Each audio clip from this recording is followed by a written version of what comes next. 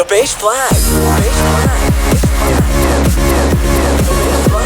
Alright guys, welcome back to the Beige Flag episode 4. With us, we have our great host, Haley Hopwick. How are you doing, Haley?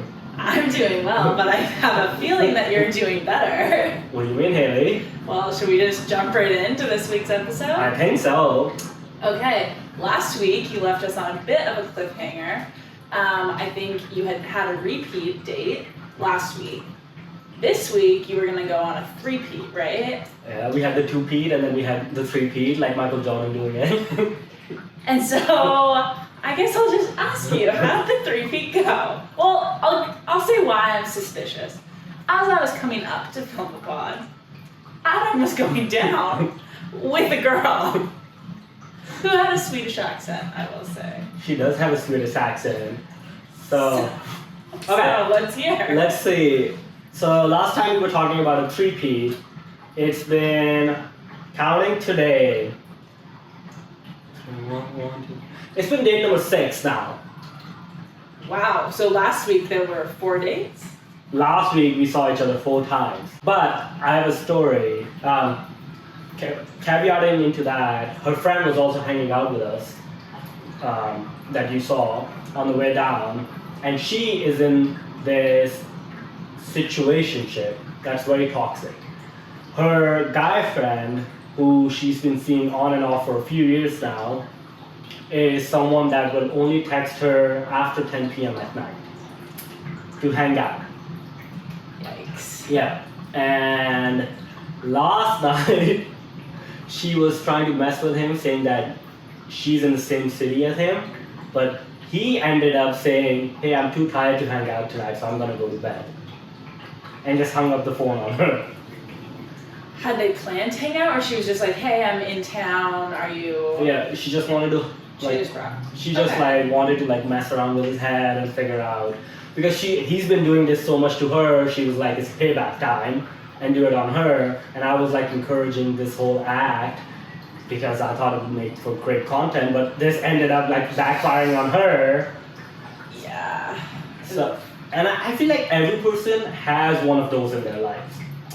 For sure. Yeah. Yeah. I lived with a girl in college who was seeing a guy, this guy pulled, like, I don't know how, he was the ugliest guy I'd ever seen, but he got so many girls, and he would just tell her like the craziest lies. Like, I was in a sorority and the guy was in a fraternity, and he would be like, yeah, we're gonna do this date dash, or my friend's having this date dash, and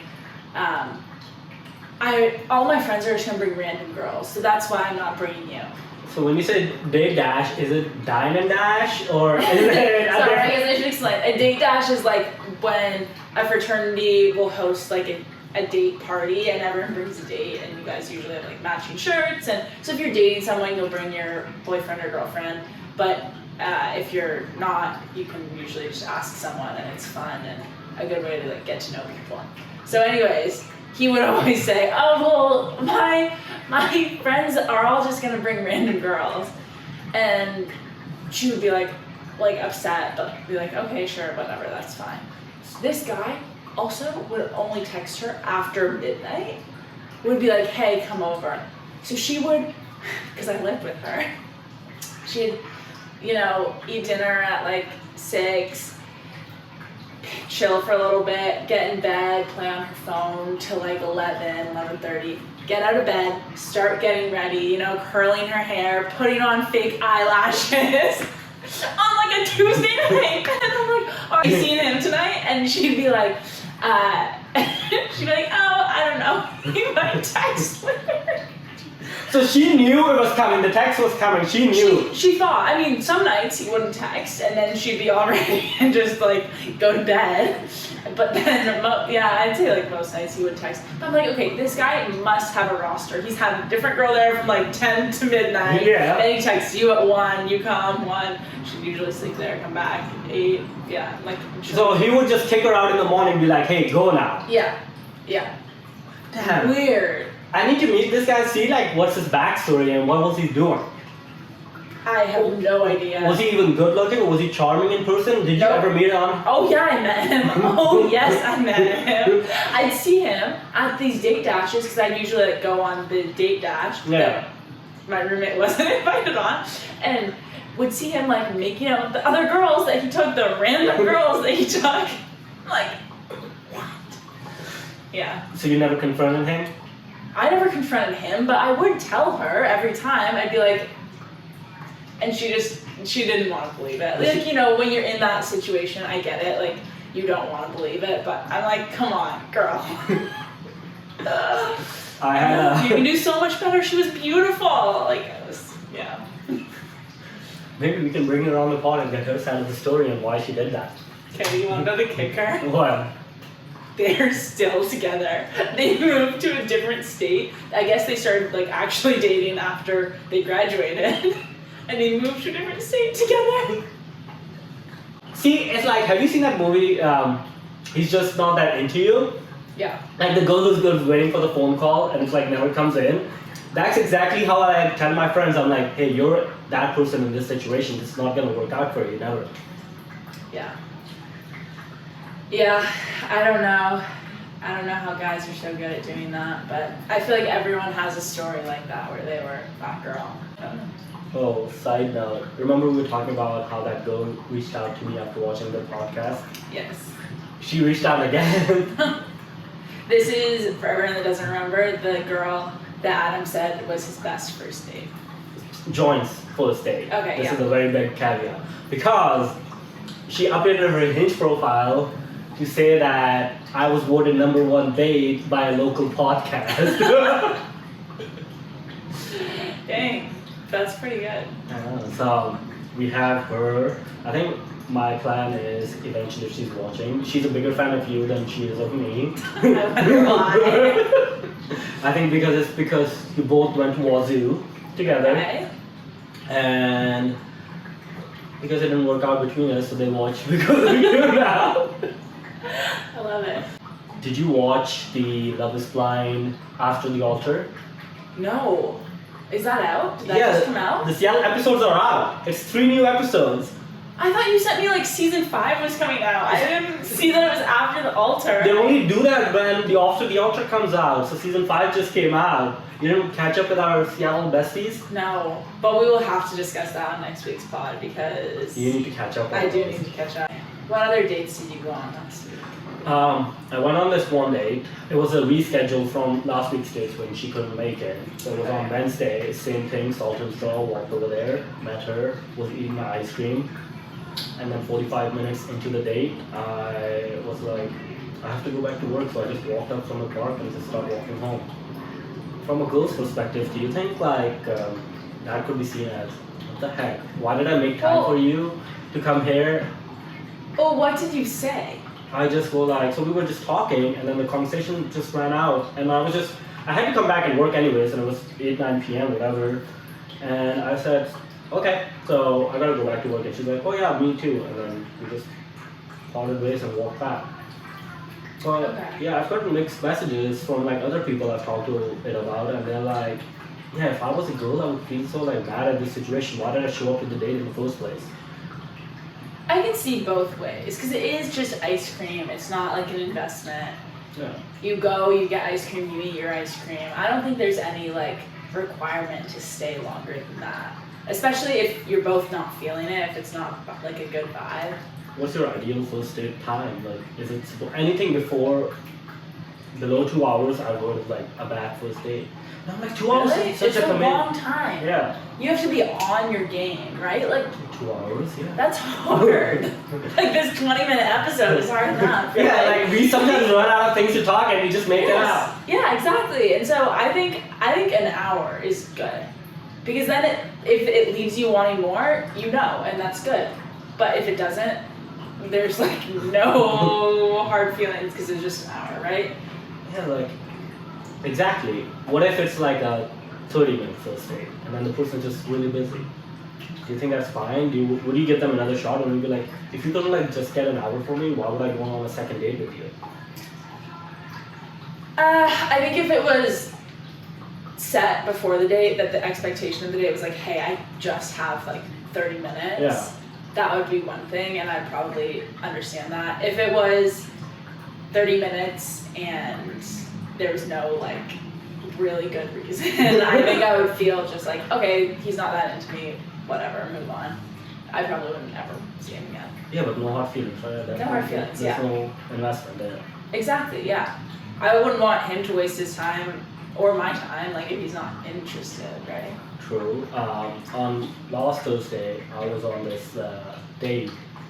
Sorry, last Saturday, after filming the pod, I had a date in the evening.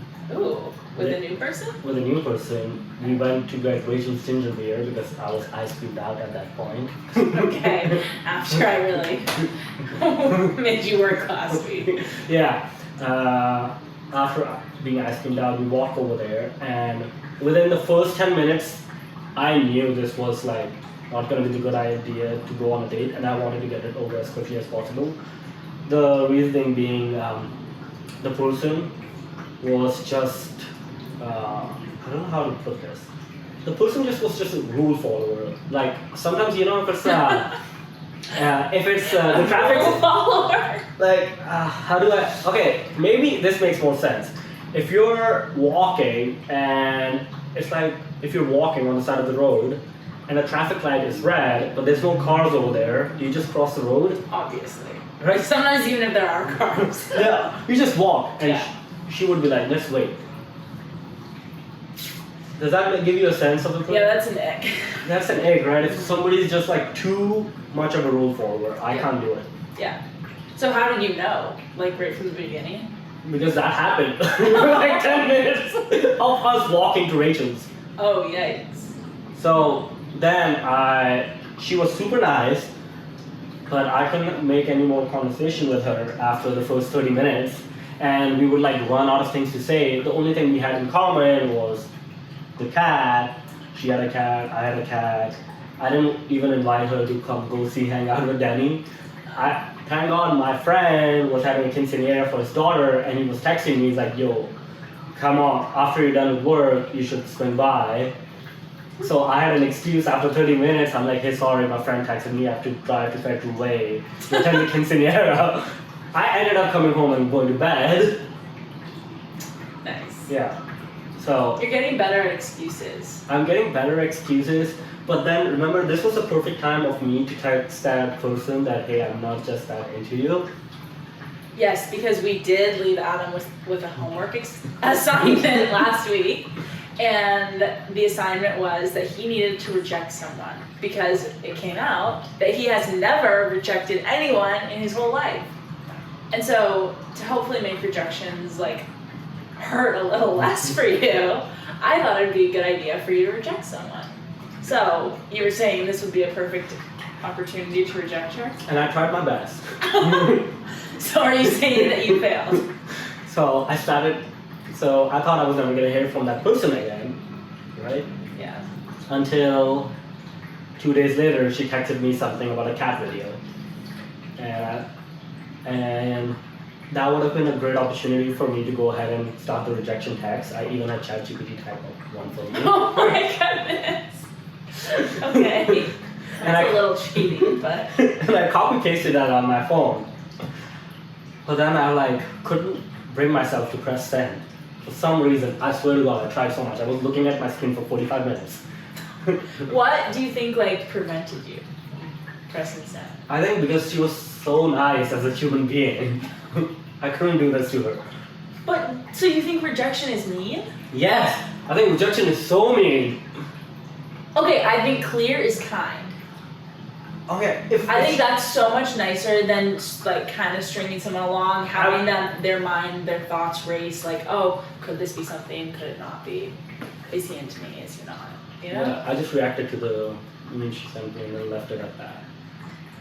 Okay. Isn't that a rejection in itself? Reacting to it? I mean, it sounds like after that one, there maybe wasn't even a need for rejection. It was kind of like a mutual, separation or friendship. You know, moving towards a friendship instead, Yeah, right? thank God she didn't say that. I have enough friends. yeah, seriously. But I think maybe someone that you've been on 2 dates with would be a better one to send a refresh. So I need to go on 2 dates this week with someone. That you can reject? Yeah. I don't know. I don't know. I guess it'll see how things go with your 3-peat situation, and if you are going to continue going on first date. Actually, I won't be seeing her for another 2 weeks because I'll be traveling. Oh yeah, you have a big date coming up. Oh, actually, we'll talk about that on the next podcast when I come back from the travels. Yes. But there has been some development. Leaving us on a cliffhanger. It Jeez. is. So we'll talk about it when I come back. I'll talk about how it went and whatnot, and then we'll pick up from all my adventures in California from then. Till then, I want you to take good care of Danny. Make sure that her dad, make sure she doesn't miss me enough. Danny. Danny? He loves me. Yeah. So we'll tune in next week then. Yep. All right. Thanks for watching, guys. Take care. Bye bye. Thanks. Bye.